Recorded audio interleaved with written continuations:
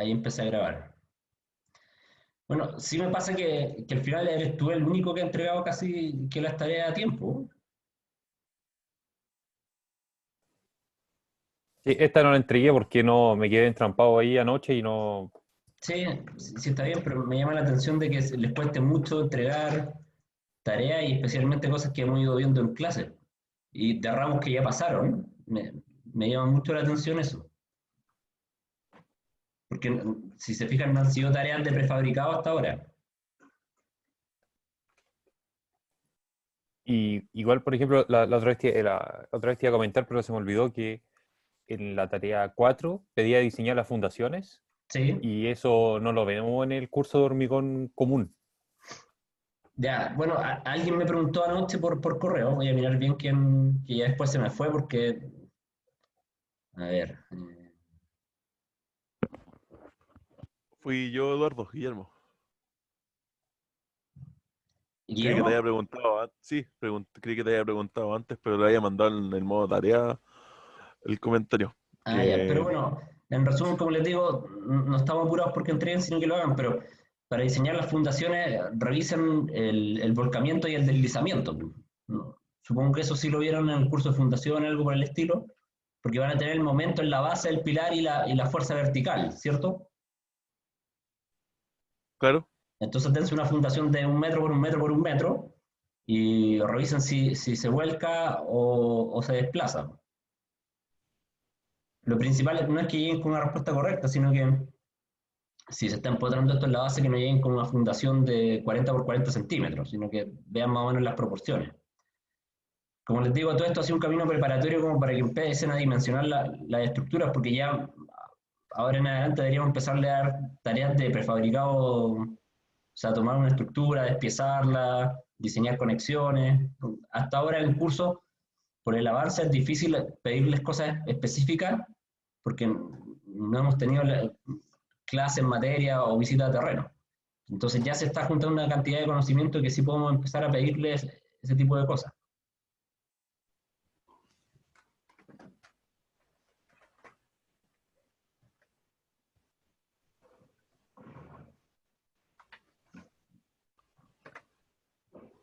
Y en general, ¿cómo han estado con el tema de las clases? ¿Han podido trabajar bien en línea? ¿Alguno ha tenido problemas? Como le he dicho, si alguno tiene problemas de conexión o para poder conseguirse un computador, que nos mande por interno un mensaje para ver qué podemos hacer.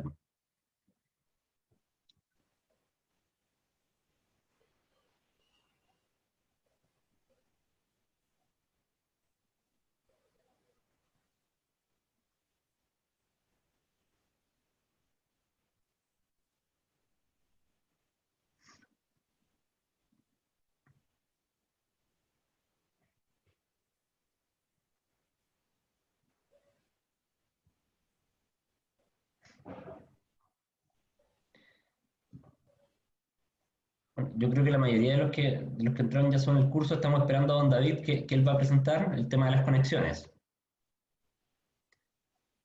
Eh,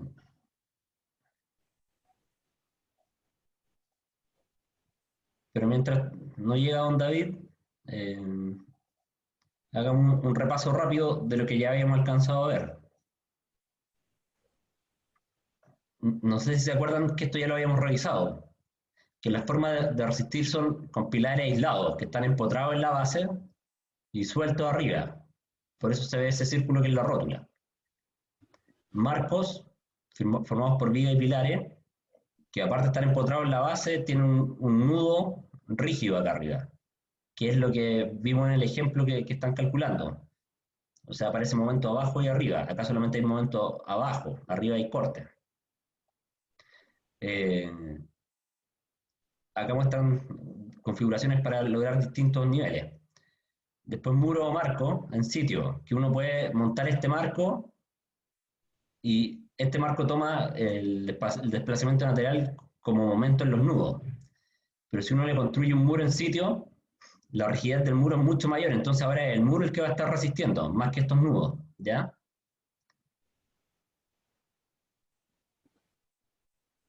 Voy a revisar algo que me mandó don David.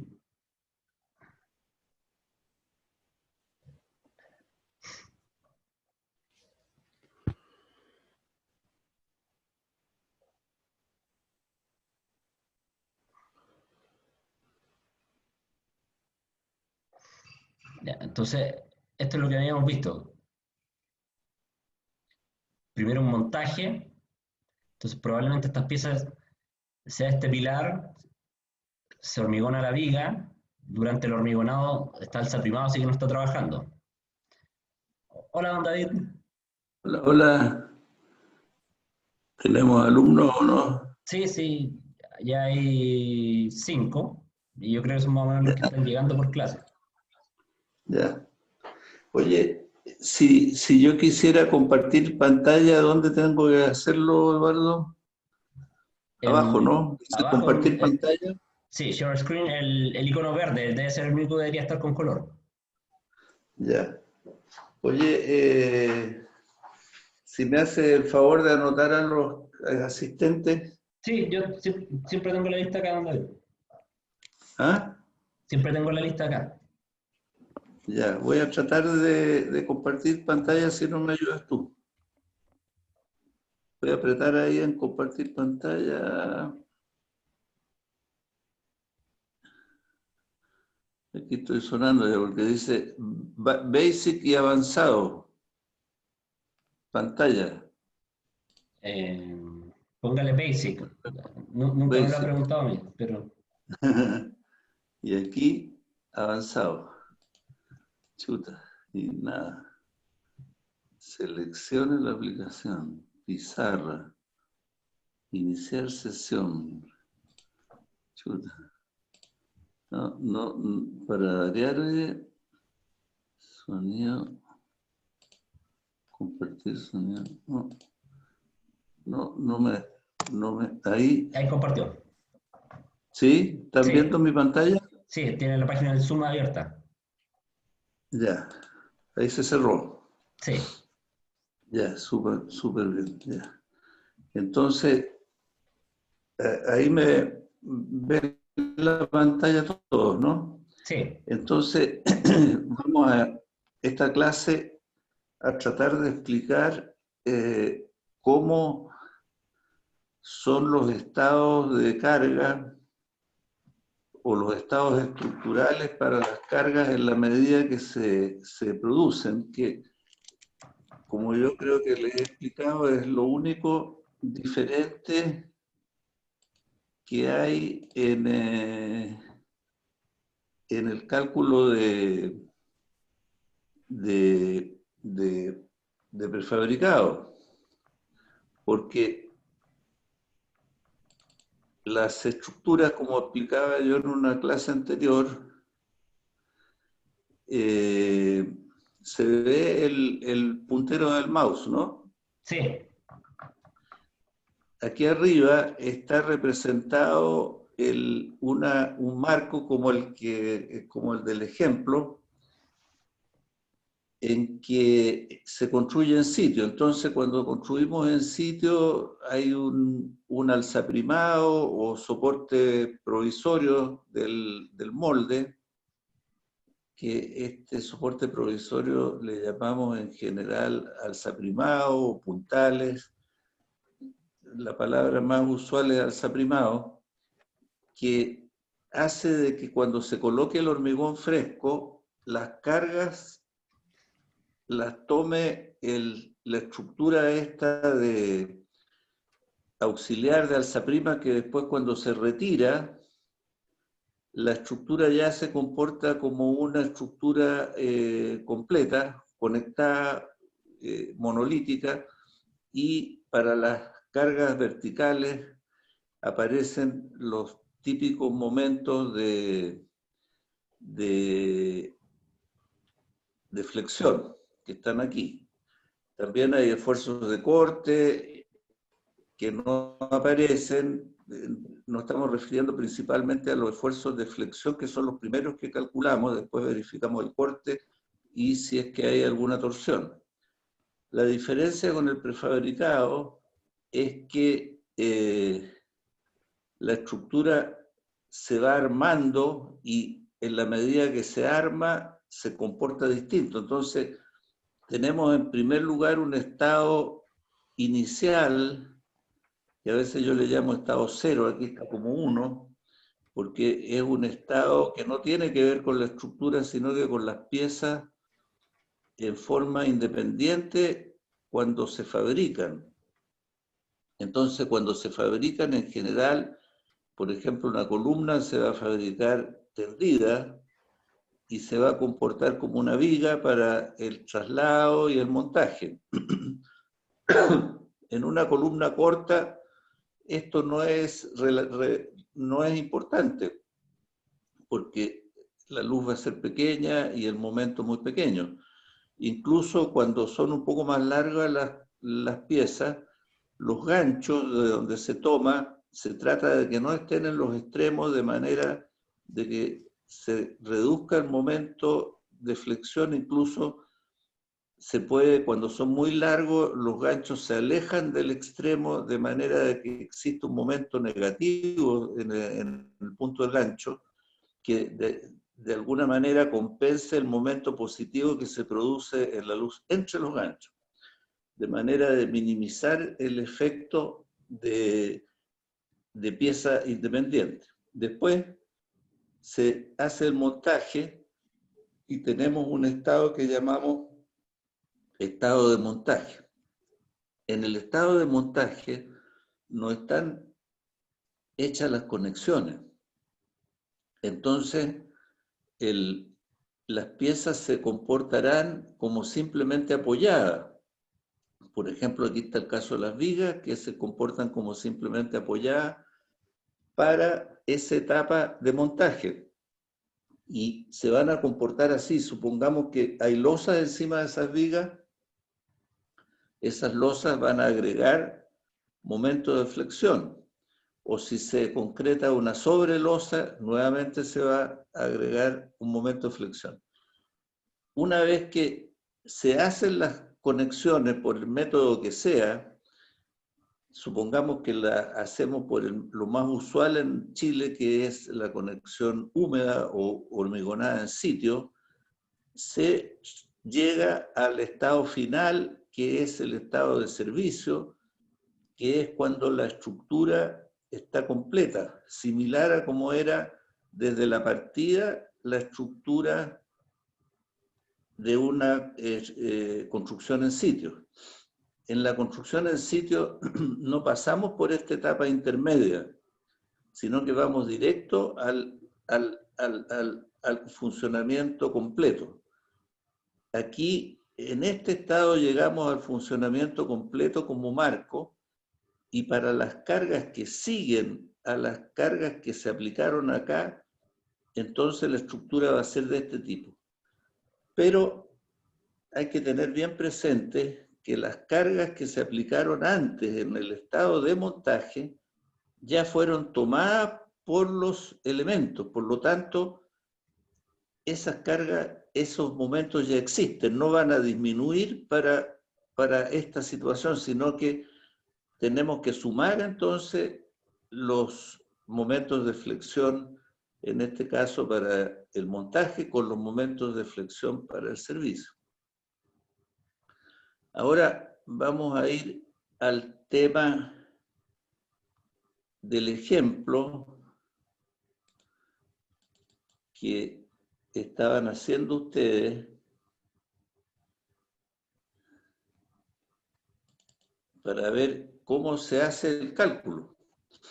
No sé si, bueno, aquí ustedes me pueden preguntar después si es que no queda claro. Aquí ustedes ven que yo soy de otra generación porque todos estos dibujos están hechos a lápiz y a mano, digamos, porque nunca aprendí a usar el AutoCAD ni voy a aprender a estas alturas, digamos.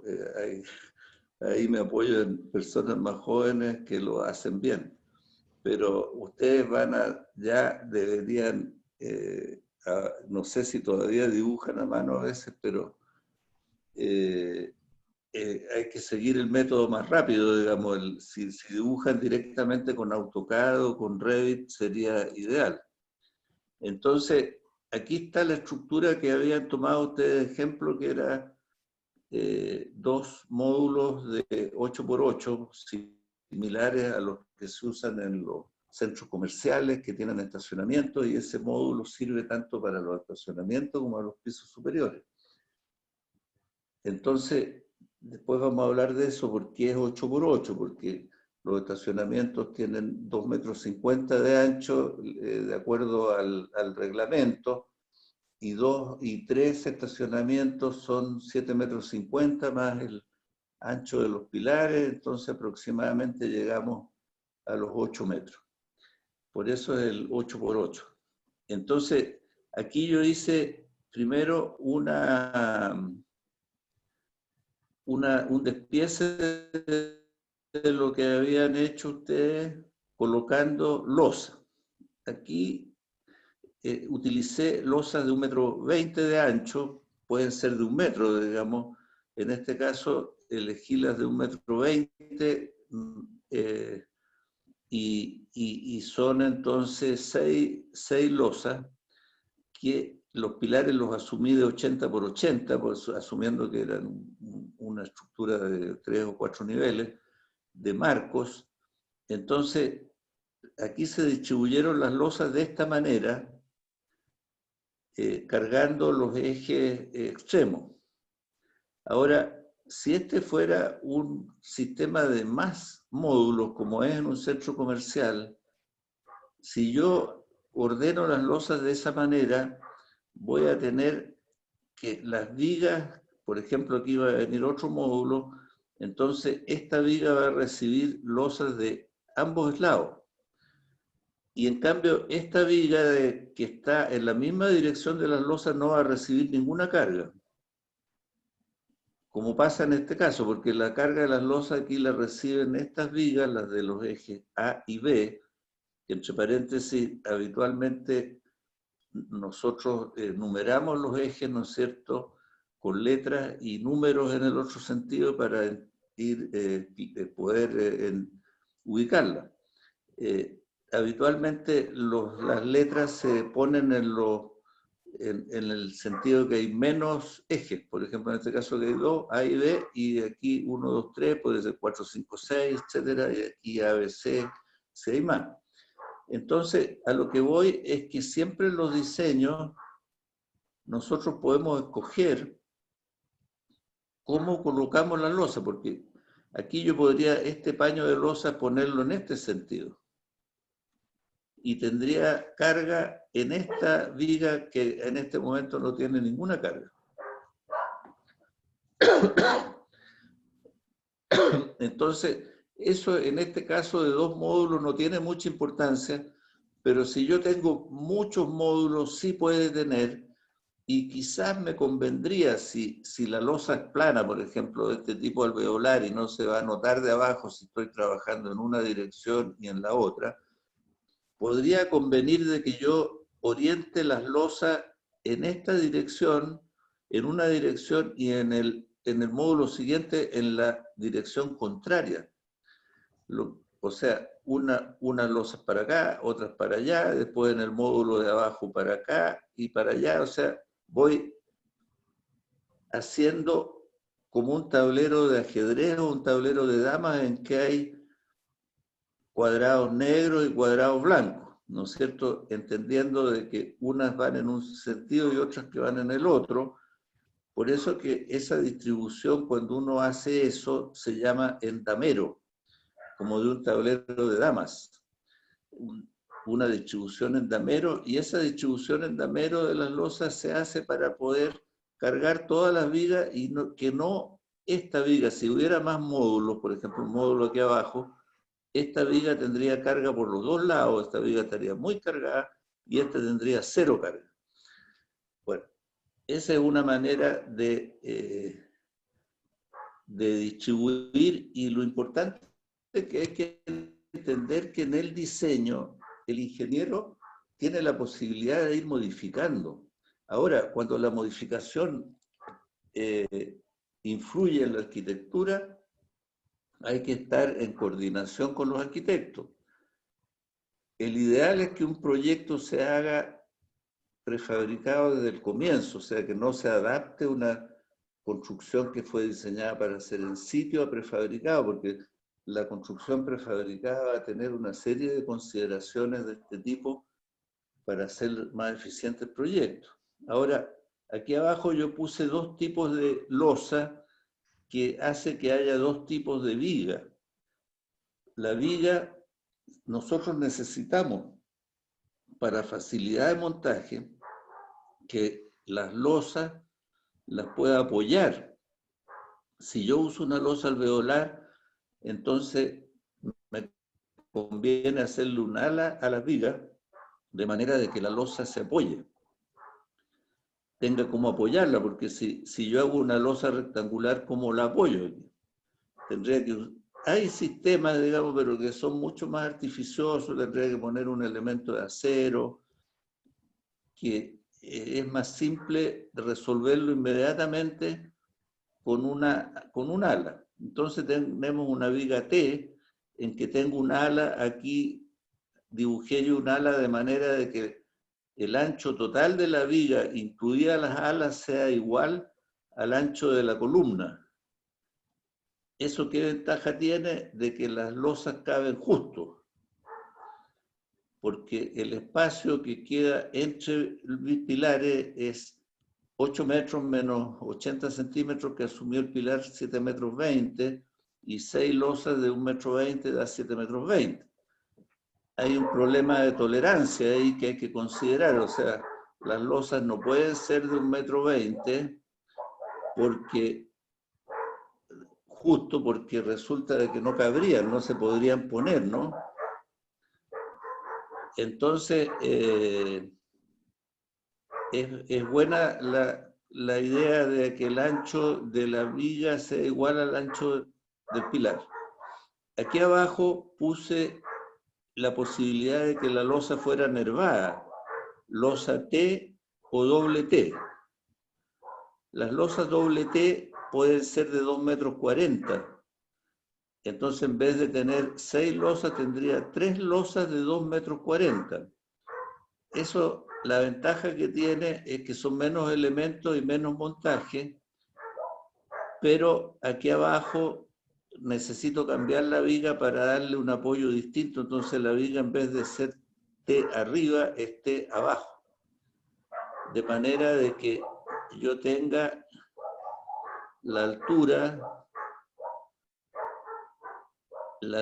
total. Ahora, aquí hay un problema que vamos a ver después. Hay dos problemas que hay que fijarse en el diseño. Una de que aquí en la viga extrema, que sería esta, le puse en línea de segmento un bordecito que podría traerla a la viga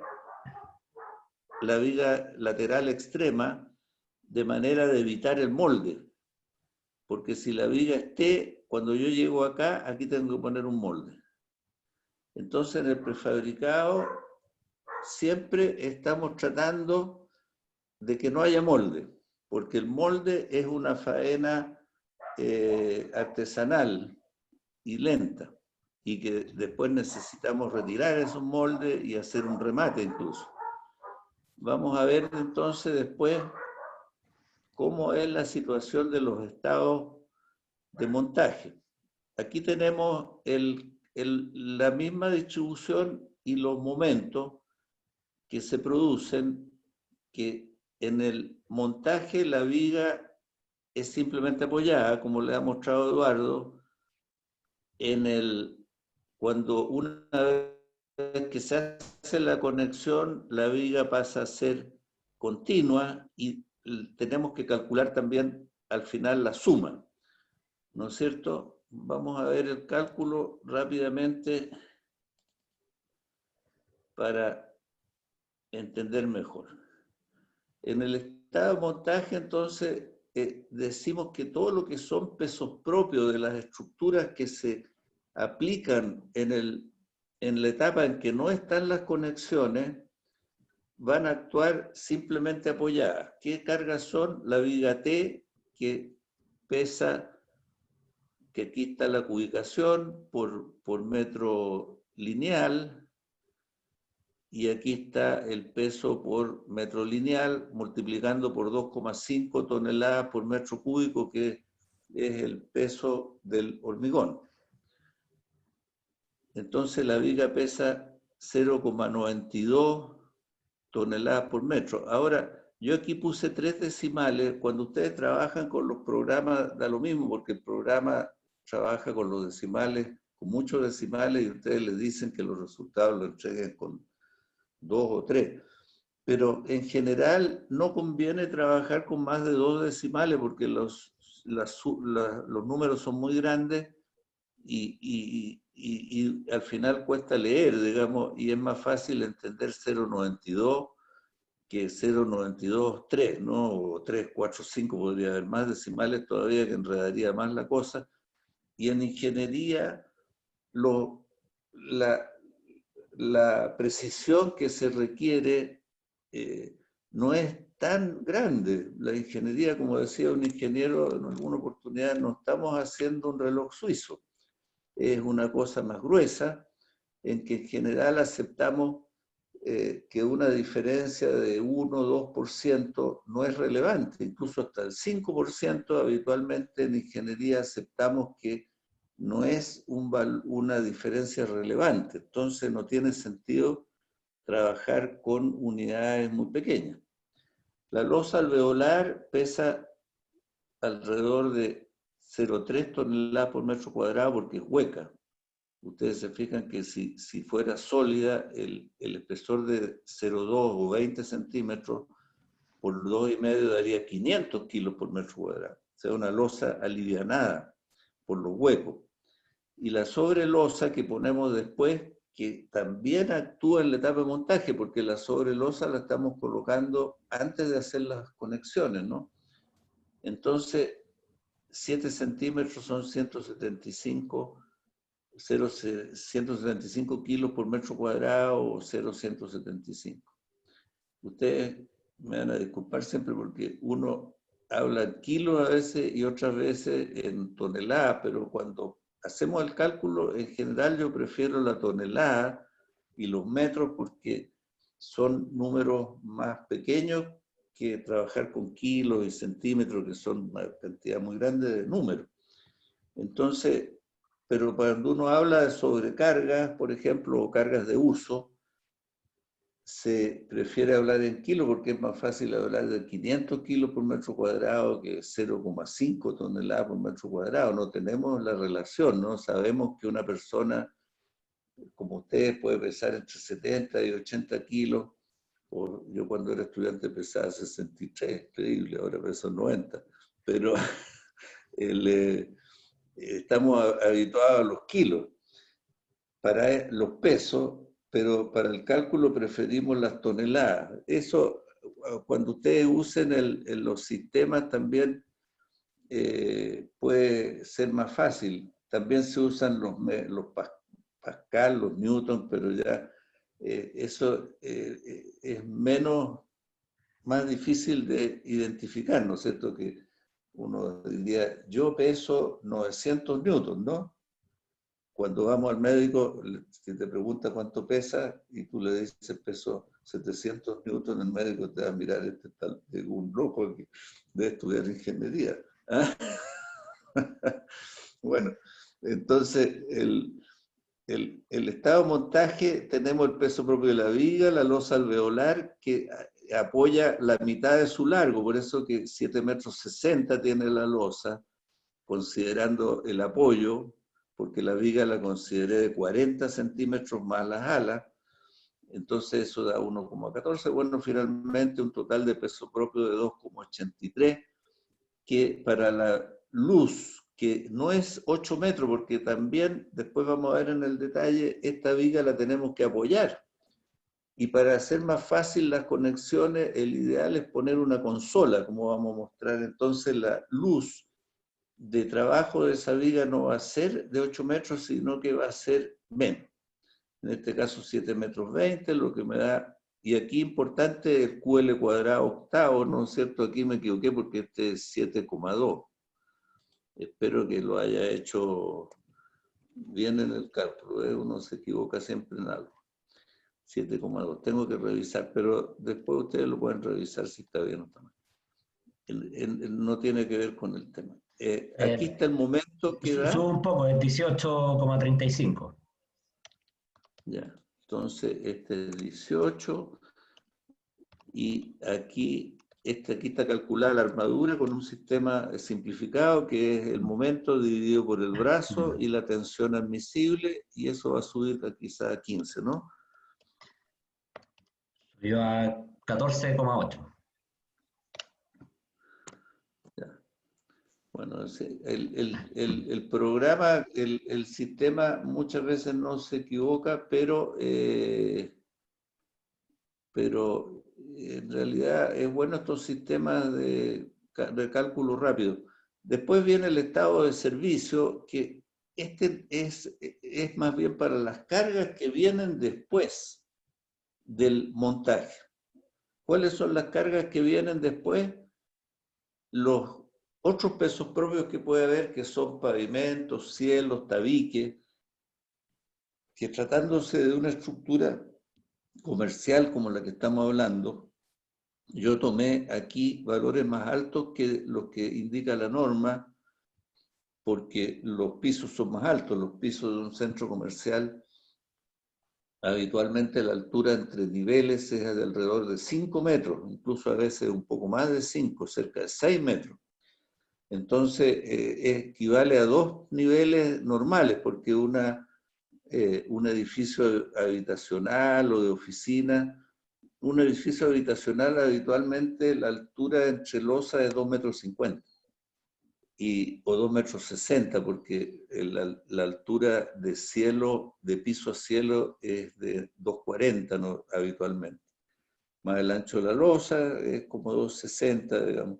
En cambio, en un edificio de oficina, como hay sistemas de aire acondicionado y son de mayor luz, habitualmente la altura es de 3,5 metros, para dar 1 metro ahí para meter equipos y dar un poco más de altura de piso a cielo. En los edificios comerciales, mucho más, digamos, y se llega entre 5 y 6 metros. Y bueno, tenemos aquí entonces los pesos propios de las terminaciones y la carga de uso o sobrecarga. En las normas se ha tratado de cambiar la palabra sobrecarga por carga de uso, porque sobrecarga, estamos acostumbrados a usar sobrecarga, pero no es una palabra muy precisa, digamos, por eso ustedes en las versiones nuevas de las normas van a hacer que se les llama carga de uso, o sea, la carga para la cual se diseña para el uso del edificio. En este caso consideré 500 kilos por metro cuadrado, que es un poco discutible. Si es un centro comercial debería ser 600 como bodega liviana quizás. Bueno, pero no tiene que ver con la explicación. El total de las solicitaciones, entonces, que vienen después de la etapa de montaje, es 0,8 toneladas por metro cuadrado, y eso implica un momento que aquí está calculado ahora sí con 8 metros, que es ¿cómo se llama? Es la distancia entre ejes, porque sí, aquí sí que nos va a influir la distancia entre ejes ahora. Y simplifiqué también, consideré el momento positivo y el momento negativo iguales a QL cuadrado partido por 10, que me da 22,53 toneladas metro. Ahora, la altura de trabajo aumenta, porque antes yo tenía la altura de trabajo que era la altura de la viga prefabricada, que era 78 centímetros, ustedes lo pueden revisar después, menos 5 centímetros, que es el recubrimiento, el estribo y al centro de gravedad de la armadura inferior, son 73 centímetros de altura. En cambio, en este caso, tenemos el total de la altura, que es la suma de la viga más lo que se hormigonó en sitio, que es la losa alveolar, que eran 20 centímetros, más 7 centímetros de la sobrelosa, son 27 centímetros, que más los 78 que teníamos prefabricados me da una altura de 105. Entonces, Ahora la altura estructural deja de ser 78 como antes, que era la altura del elemento prefabricado, o de la sección simple que llamamos, a una altura que es de la sección compuesta, compuesta por la sección prefabricada más el hormigón en sitio. Eso me da 22,53 toneladas por metro, y eso, aplicando esa fórmula simple, me da 13,3 centímetros cuadrados, que tenemos que sumarlo a lo que teníamos antes, que era de 14,8, ¿no?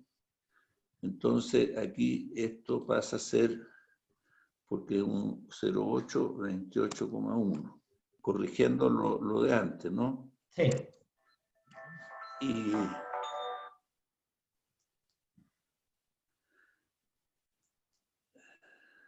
perdona, Gerardo, te llamo después. Perdón. Para otra cosa. Ya. Y entonces esto de aquí van a ser, en vez de 7,2, va a ser como 7,5, digamos, porque la armadura de la barra de 22 tienen son de 3,8 centímetros cuadrados. Entonces, si yo divido 28,1, 7,4. da 7,4. Entonces, aquí, en vez de usar 7, debería pasar a usar 8. Necesito 8 barras del 22 abajo, que podría ser, esta es una cosa importante, cuando para ustedes pues, suena a muy detalle fino, pero no es tan fino, porque resulta de que yo podría poner 28,1 dividido por 4,9, podría poner 6 barras del 25, que podría ser mejor que 8 barras del 22, porque 5 barras del 25 me van a caber en 40 centímetros. 8 del 22 difícil. Debería preferir 5 del 25.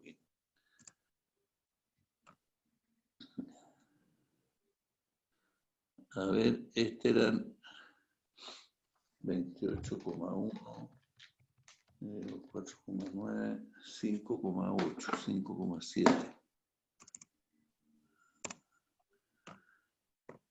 Esto, cuando uno está diseñando, lo va haciendo, porque siempre hay que estar pensando, ¿caben estas barras? ¿Cuán difícil me va a significar anclarlas? Porque ese es el otro gran problema, el anclaje, y cómo se doblan estas barras, que es cómo se llega a los nudos.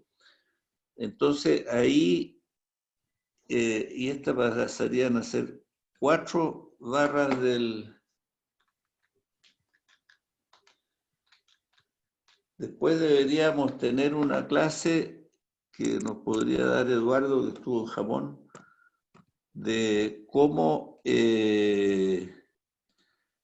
se pueden evitar esos largos de anclaje colocando conectores mecánicos. ¿No es cierto? Después vemos en detalle, Bueno. pero yo me fijé que entre las cosas que me envió estaban también los conectores en la presentación del Gabriel. Exactamente, sí. Donde hay Lo que una cosa, pasa es que... ¿Sí? Fi 25, ¿Ah? arriba, en la línea de arriba, 6 Fi 25. Perdón, son 6, tienes razón, son 6, sí. Muchas gracias. Bueno, entonces ustedes ven que yo tengo que poner abajo en la viga, por lo que tengo que sumar lo que requiero de montaje con lo que requiero después del montaje, la carga de servicio, necesito 6 barras del 25 abajo, y arriba necesito 3. Esto es sin considerar el sismo, que el sismo debería sumarse aquí. Entonces, aquí estoy asumiendo que el sismo lo está tomando otro elemento, podría ser un muro que está en otra posición. Cuando pasa esto, de que las estructuras prefabricadas no toman el sismo, sino que el sismo lo está tomando otro elemento estructural, llamamos que las estructuras son gravitacionales. O sea, que toman solamente los pesos verticales de los pesos que produce la gravedad. Por eso le llamamos estructuras gravitacionales, que solamente toman el peso. Ahora, para el sismo se considera un porcentaje menor de la carga de uso, porque la carga de uso es muy estricta, asume de que están todos los metros cuadrados de la estructura ocupados, cosa que nunca ocurre, o incluso siendo una bodega, porque tiene que haber pasillos, y la probabilidad de que sea el 100% es difícil.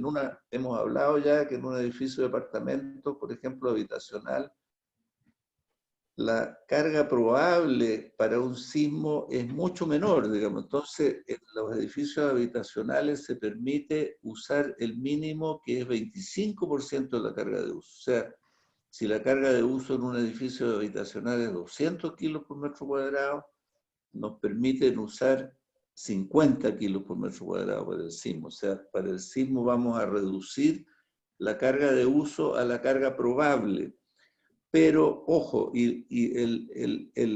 las normas nos dicen con el mínimo del 25%, pero el ingeniero ahí tiene que tener muy buen criterio, porque cuando son bodegas, por ejemplo, en edificios, me ha tocado ver a mí en edificios que almacenan telas, por ejemplo, de que fácilmente llegan a 1 o 2 toneladas por metro cuadrado. Entonces, el ingeniero que tiene que tener el criterio de, en ese caso, considerar una carga probable del sismo mayor. Habitualmente en bodegas tomamos el 50% como mínimo, digamos, de la carga de uso. Incluso puede ser más del 50%. A ver, vamos a ver aquí cómo se hace la conexión hormigonada en sitio. Este ya estaba más, lo dibujé a mano porque dibujarlo de otra manera era muy largo. Pero aquí dibujé en la columna las consolas para poder apoyar las vigas, que son estas que aparecen ahí achuradas.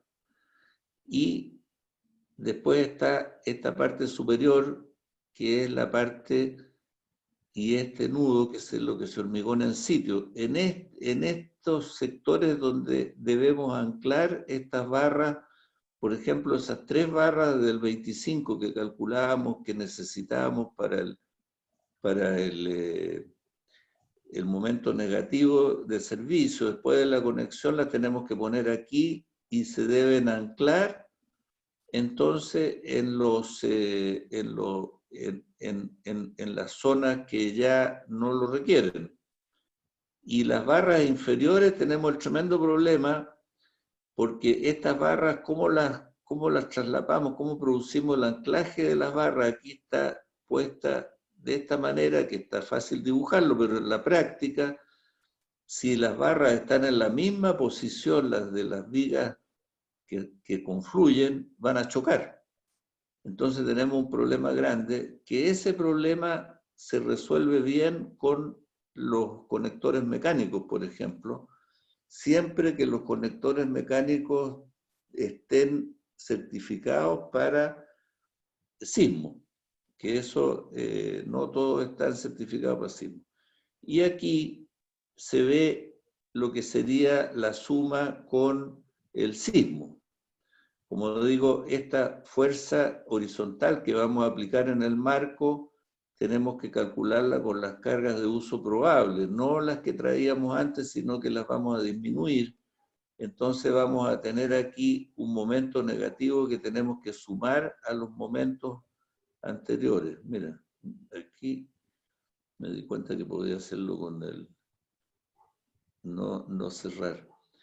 Aquí está, se fijan, montaje tenemos simplemente apoyado, después las cargas que vienen después que el hormigón se endureció y ya va a actuar como conjunto, tenemos continuo, y tenemos que sumar entonces las de montaje con las de servicio.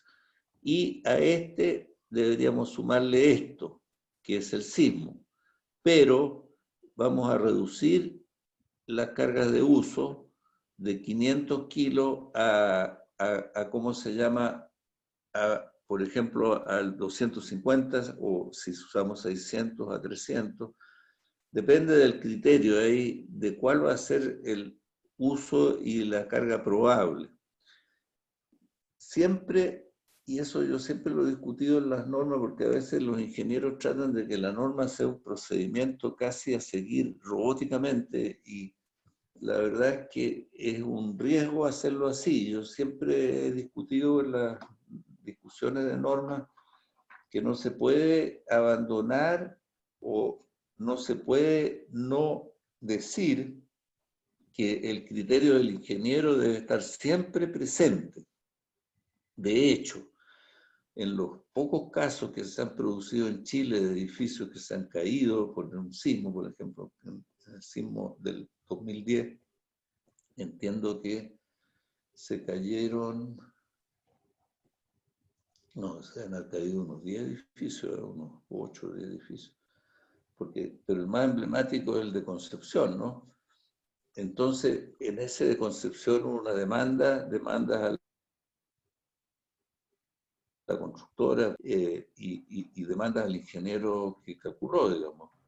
Y fue condenado el ingeniero que calculó, y él se defendía que había aplicado la norma, pero el criterio de la Corte fue de que no es suficiente aplicar la norma.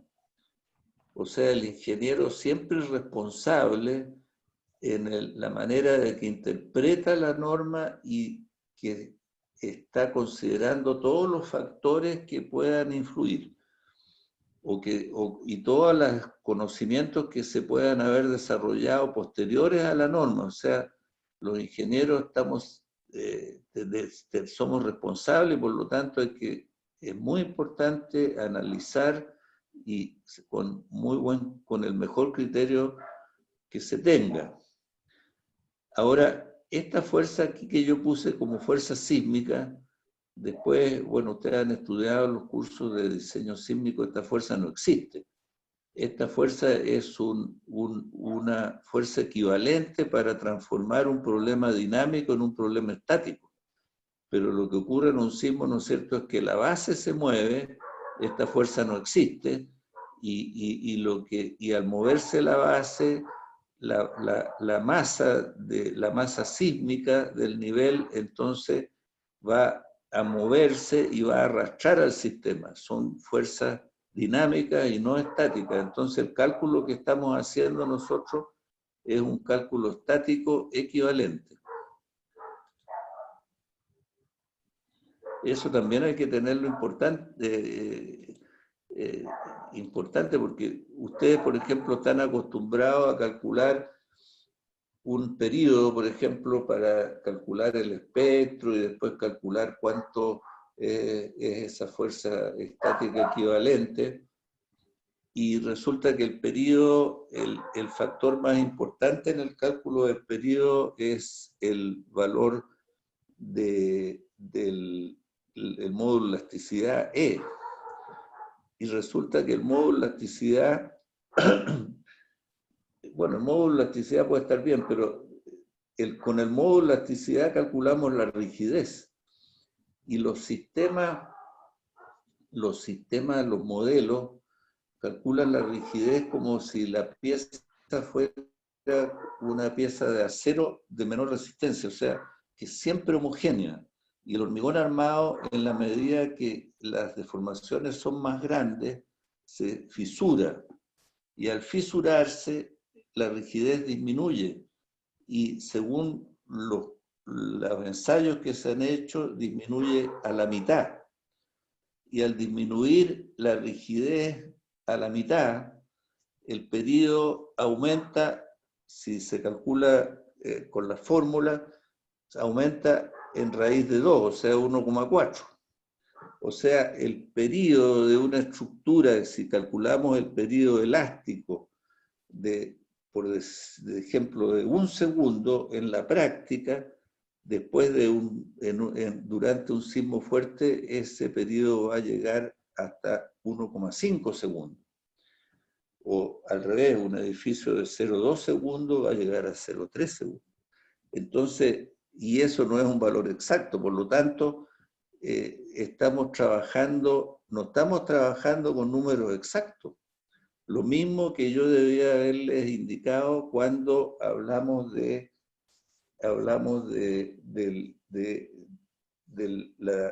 momento de las cargas de servicio, que yo le indiqué, aquí estoy usando QL² dividido por 10, que es distinto al cálculo exacto que hacen ustedes con el sistema, con el modelo. Aquí está, se fija, tomé 10. ¿Por qué tomé 10? Porque resulta de que la carga de uso o carga viva es una carga móvil.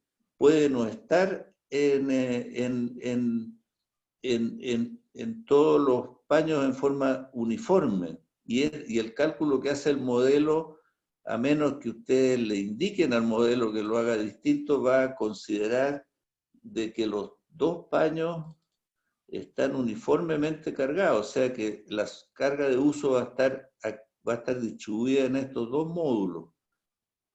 Y no, eso nunca es así, porque supongamos que esta es una tienda o un espacio comercial que este está ocupado y este está desocupado. Y este tiene carga y este tiene cero carga. Entonces, el cálculo de la carga móvil o de la carga de uso debe hacerse considerando la distribución más desfavorable, que la distribución más desfavorable para el momento positivo, aquí, es cuando la carga está en un solo lado. Y el momento máximo negativo es cuando la carga está en los dos lados.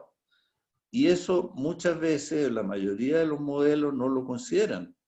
Entonces, ustedes están usando valores falsos. Y ustedes quizás están acostumbrados a pensar de que el que hizo el modelo lo hizo perfecto, y es absolutamente imperfecto, porque no considera el agrietamiento en el caso sísmico, no considera la distribución desuniforme de las cargas vivas.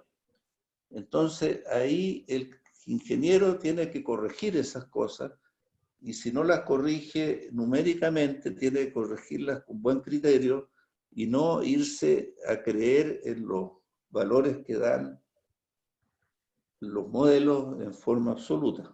Después podemos ver algunos ejemplos clásicos de ¿cómo se llama? Falla en los números que dan los modelos. Una cosa antes de cambiar de tema, pero yo también entendía que usted ocupa el 10 por la continuidad, ¿o no? Sí, pero es que la continuidad significa, si tú lo calculas exactamente, te va a dar un momento positivo del orden de un 14avo Ya. en muchos paños. Y en el apoyo te va a dar un décimo. Entonces uno podría estar tentado a usar menos, un factor mayor en los tramos. ¿Te fijas? Sí. Pero la carga, por eso los ingenieros antiguos, mi papá que era ingeniero, me decía eso cuando yo era estudiante, me decía, oye, hay que calcular igual, con esa fórmula uno se cubre del cálculo de la distribución de su uniforme. Bueno, aquí están puestas las losas en damero, como les decía, ¿ves? Una para un lado y otra para el otro, para que las vigas estén más o menos cargadas de manera relativamente uniforme. No es tan damero porque están unas para un lado y otras para el otro, es una mezcla. Aquí están los tipos de losa que veíamos la otra vez, que pueden ser de muchos tipos. Y aquí tenemos la forma de esas vigas que se había pensado en losa doble T, y tenemos la montonera de fierros que aparecen en las conexiones, que este es un gran problema que tenemos que resolver en los marcos. Ahora, por eso que es muy importante ver otro tipo de conexiones. Aquí vamos a ver brevemente un edificio de 40 pisos que se hizo en... el revisor fue el ingeniero Bertero que está ahí, que tuve la suerte yo de ver este edificio en construcción en el año 2000 aproximadamente, 1999 creo. Ahí está el ingeniero Bertero, que es un ingeniero argentino que vive en Estados Unidos. Estamos en Berkeley ahí. Y esto es en San Francisco, el edificio en construcción, en que la primera parte del edificio era en sitio hasta el piso, hasta este piso que era 1, 2, como el piso 4, en realidad era hasta el piso 8, entiendo que era en sitio, y después seguía prefabricado para arriba con columnas. Pero lo que les quería mostrar aquí es cómo se ha evitado el hormigón en sitio con otros sistemas que en este caso es lo que llaman conexiones híbridas, que fue un invento de una idea de un ingeniero, Engelkirch, Robert Engelkirch, que es un ingeniero de San Diego. Que él inventó este sistema y después muchos le dijeron que lo habían inventado. Pero Engelkirch es un ingeniero muy práctico y él tuvo esta idea de aplicar un postensado central. Ustedes se fijan, primero que aquí no hay consola. ¿Por qué no hay consola? Porque aquí apoyaron la viga, las apoyaron en estructuras auxiliares. Eso hace más lento el proceso, porque hay que hacer las estructuras auxiliares, y en este caso también la losa no era prefabricada, la losa era en sitio.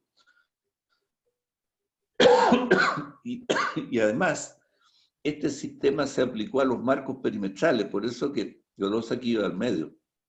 Pero aquí lo interesante es que tenemos un sistema distinto que se basa en un cable postensado y en barras que aquí se conectan las barras, se fijan ustedes, con conectores mecánicos y o que se pasan al otro lado. Yo creo que en este lado se pasan de un lado al otro, y que evitan el hormigón en sitio. Y fíjense ustedes cómo se conecta una columna con la que sigue, que esto nos puede explicar después Eduardo, porque aquí se usa conectores mecánicos.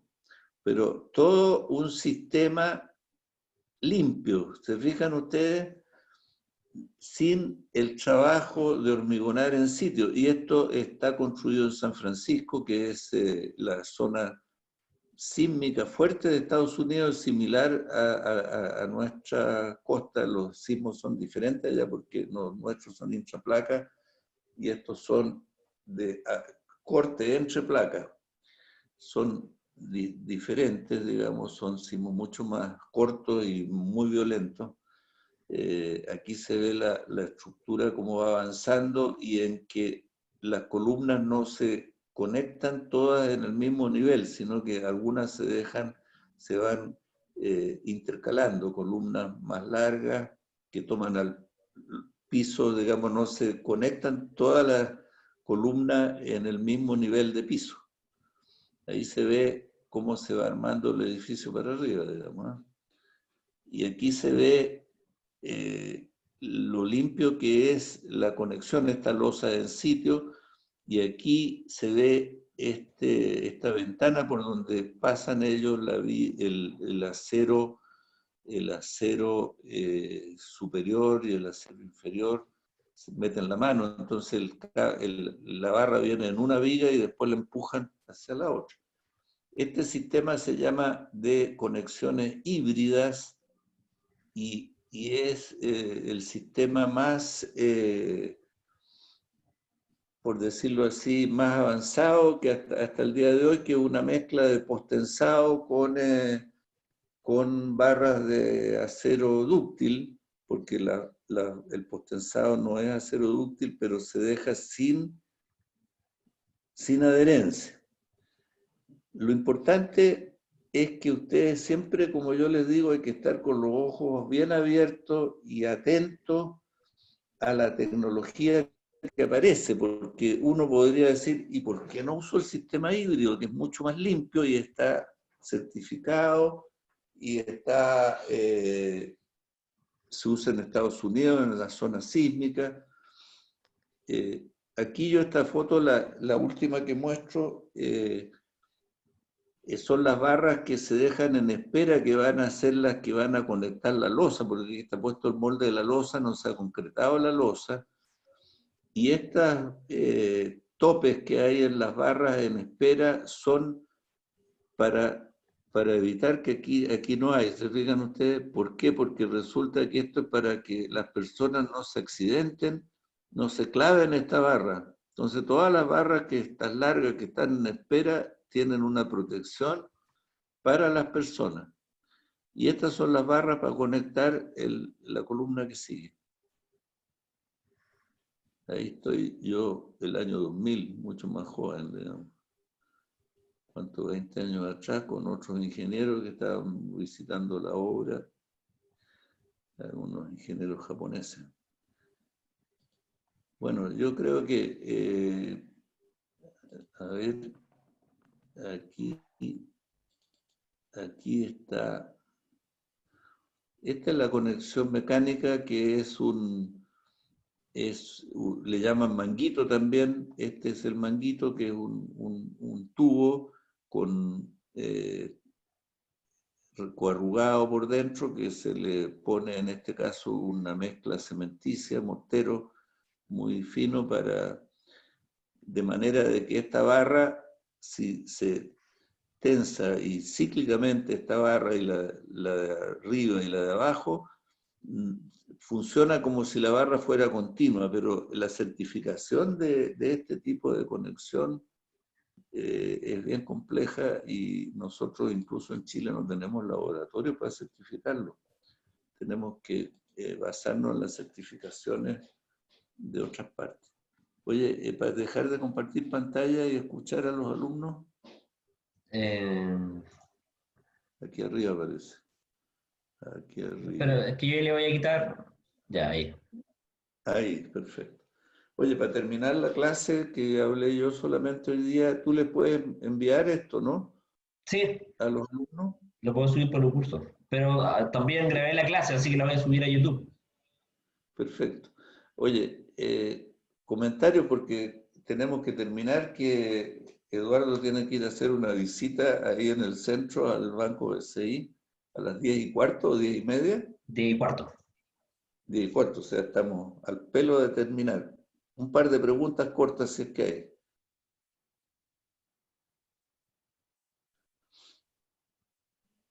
Pero ¿les sirvió de algo la explicación? Bueno, traten de repasarla, y si gustan en una próxima clase me hacen las preguntas, porque esto es lo más importante del prefabricado, que es cómo aplicar las cargas en las etapas distintas de funcionamiento de la estructura. Tenemos una etapa de montaje en que las estructuras se comportan apoyadas de manera simple, y se aplican todas las cargas que aparecen en ese momento. Y después vienen las otras cargas una vez que se hacen las conexiones. Las conexiones pueden ser de muchos tipos, y ahí los ingenieros tenemos mucha libertad de definir distintos sistemas. Lo importante es que siempre en los diseños, no solamente en los diseños prefabricados, pero más en los diseños prefabricados, siempre tenemos la posibilidad de aplicar nuestro criterio y de usar los cambios de manera de distribuir las fuerzas de la manera más óptima. Ya, Eduardo, terminemos la clase, porque si no te vas a atrasar. Ya, lo dejamos por acá hasta hoy. Nos vemos el jueves entonces. Muy bien. Chao, Ya. que estén bien. Adiós, ¿eh? Chao. Chau. Chao, chao.